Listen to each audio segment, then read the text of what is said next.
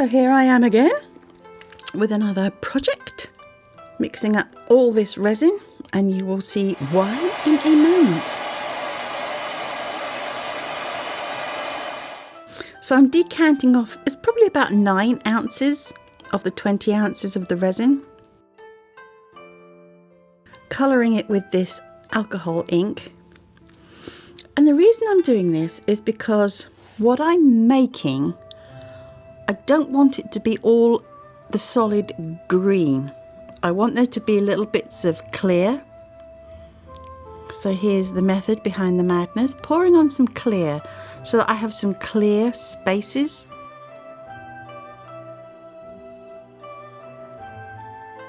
And then pouring on the green so that it will slightly mix with the clear, just to give a little bit of interesting contrast, and then pouring them both in together and hoping that, if you can see from the mould, most of the transparent will stay sort of in the fingertips, and you'll see why now.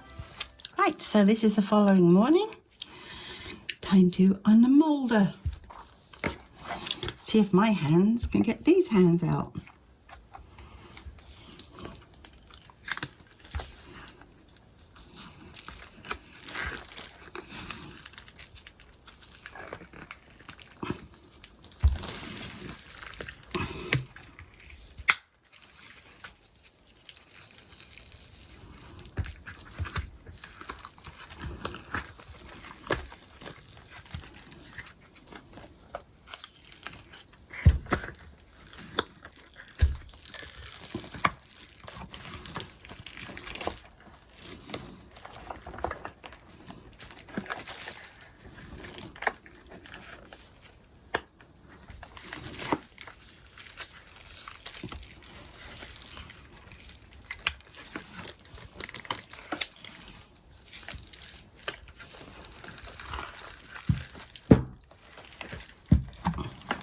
Yes, there we go.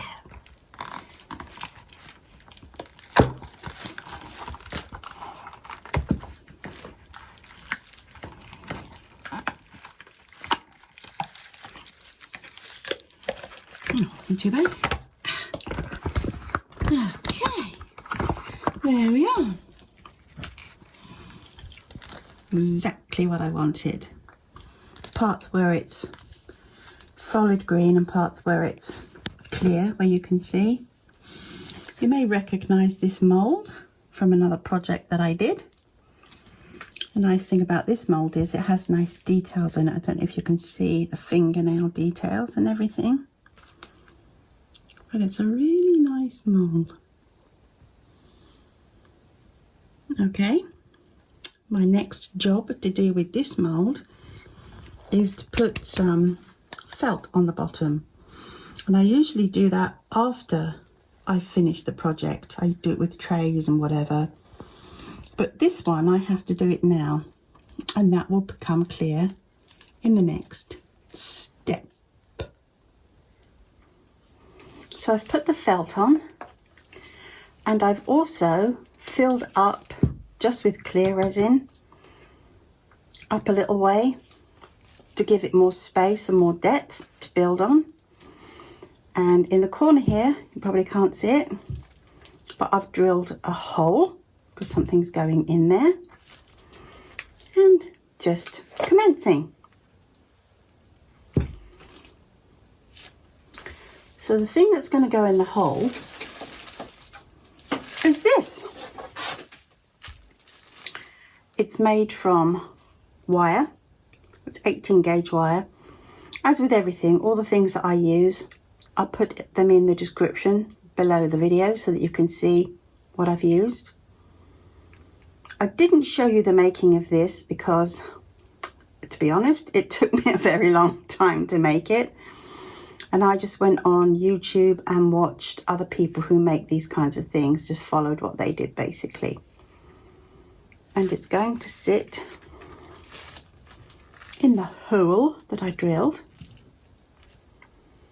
And this 18 gauge wire, it's nice and flexible so you can move it around. But it's not just going to stay bare like that. I made another little experiment and it's going to be covered in what I want to represent, like Sakura cherry blossoms. So I'm going to put UV resin on here and dip this in my little blossoms. It's actually foam, coloured foam. And I've put two different colours together, so hopefully it will make a nice effect. That's what I'm going to do next, and then you'll see what comes next. Okay then, let's continue.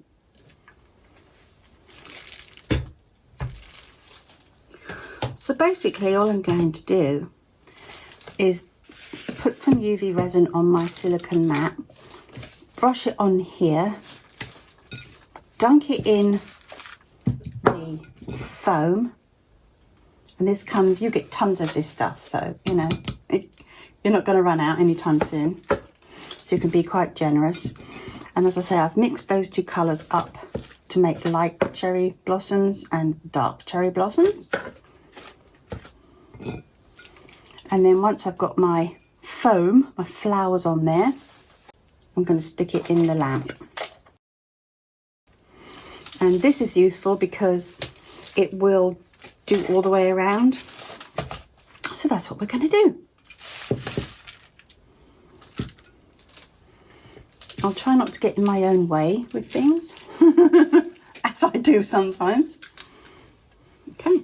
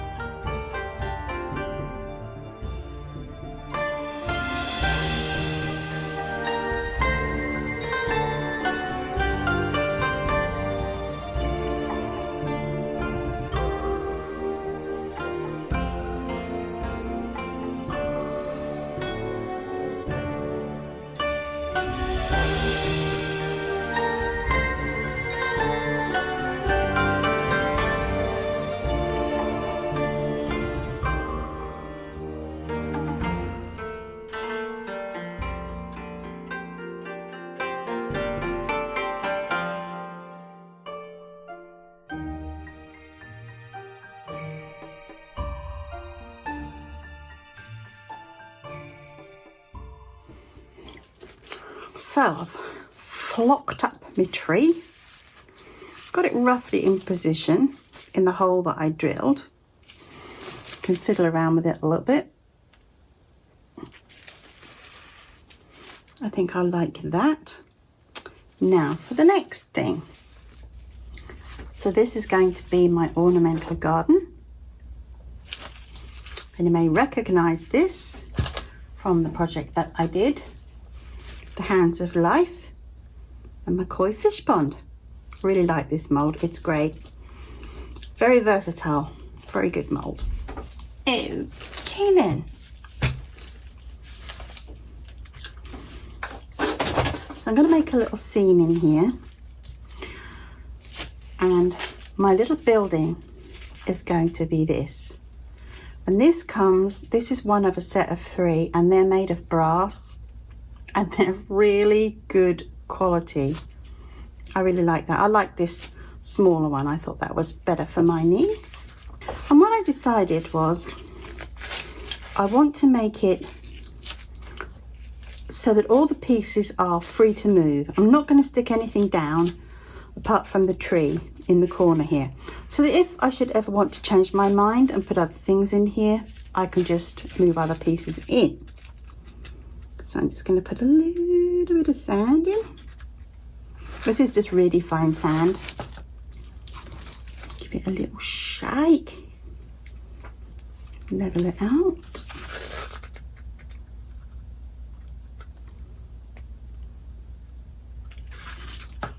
Okay. like so. Then what I'm going to do is use some of this. You might not be able to see it very well. There's my tweezers. But it's literally glass. It's this.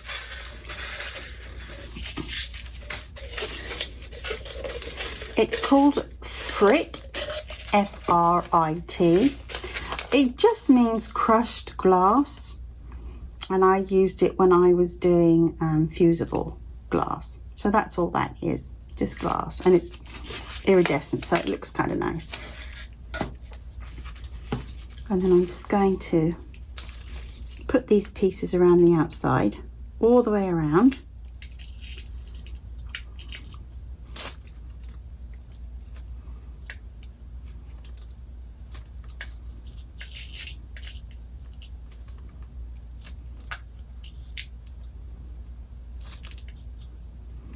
To make a little enclosure and just have something else in there that looks nice. As I say, I'm not gluing any of these things down. They're going to stay removable.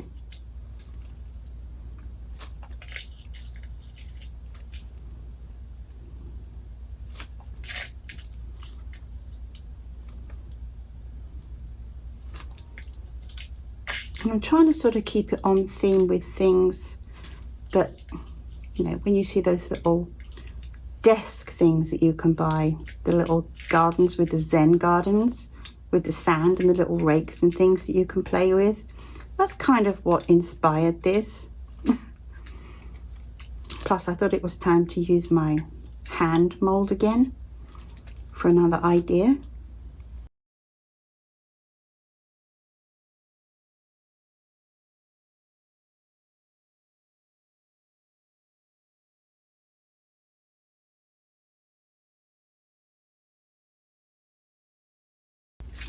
So just a little edging there for a little border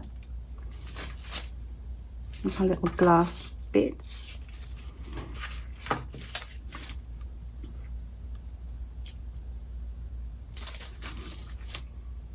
Try not to shake it too hard and dislodge everything. All right. Then what I thought I would do, put my little house in. Pagoda, I think they're called. All right. Some little plants. These are just things that people who do train sets and miniatures use. They come like this. They're not adhesive. They just come on a sheet like that. You can get all kinds of wonderful colours. So just a couple of those for a little bit of foliage.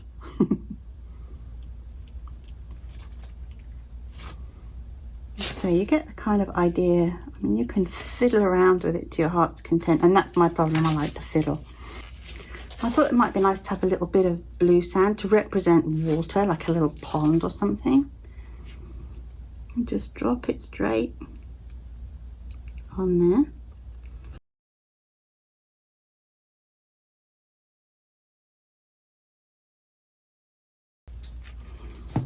And then you can also have some fun putting in some little swirlies, you know, like they do on the desktop things where you can play with it. Just doing some patterns in the sand.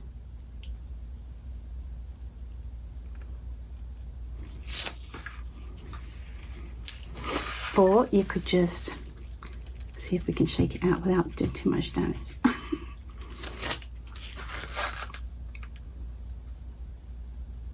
Oh, that solved that problem. That doesn't look too bad, filling it in with more sand. Or I thought you could make a little path. And again, this is Frit, the glass, but it's really fine, crushed glass. And just make a little path up to the house.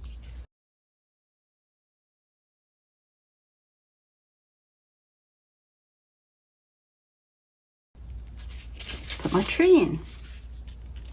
Now I am going to glue this in. I'm going to use UV resin to glue this in because I'd like it to be fairly secure. That's the idea, glue the tree in like that. So that'll be the only thing that I won't be able to move.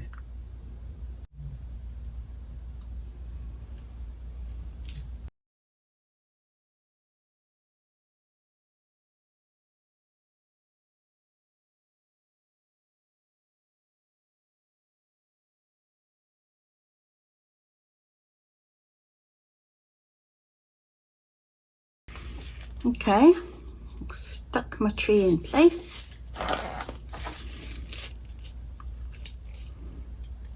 Put this back without messing everything up.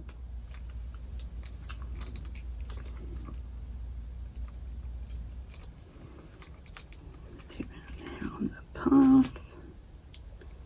Rearrange the branches.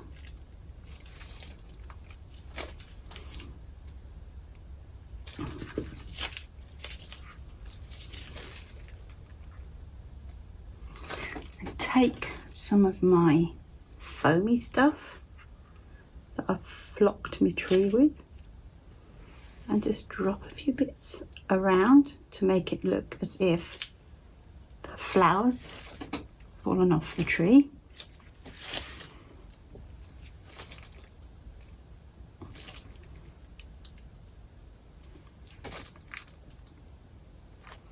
Try not to do it in big blobs. Pick a few pieces and scatter it around. Hopefully some will land on the house.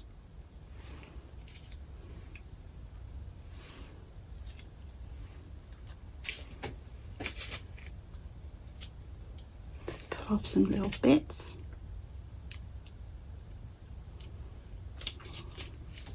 Oh, it nearly went in the water. Okay, can float on the pond. Can have so much fun.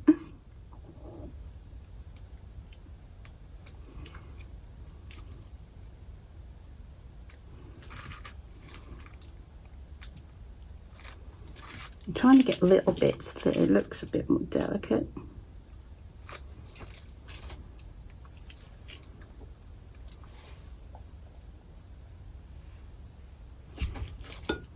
But just to sort of finish it off a little bit, just give it a little bit more decoration. Let's pop a few in there.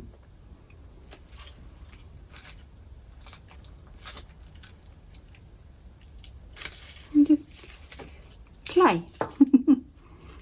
Okay, I think we're done fiddling for now.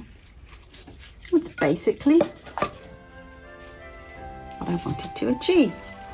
So I hope you enjoyed that. That was fun, I must admit. That's a little bit more creative than I usually do. But yeah, very fun.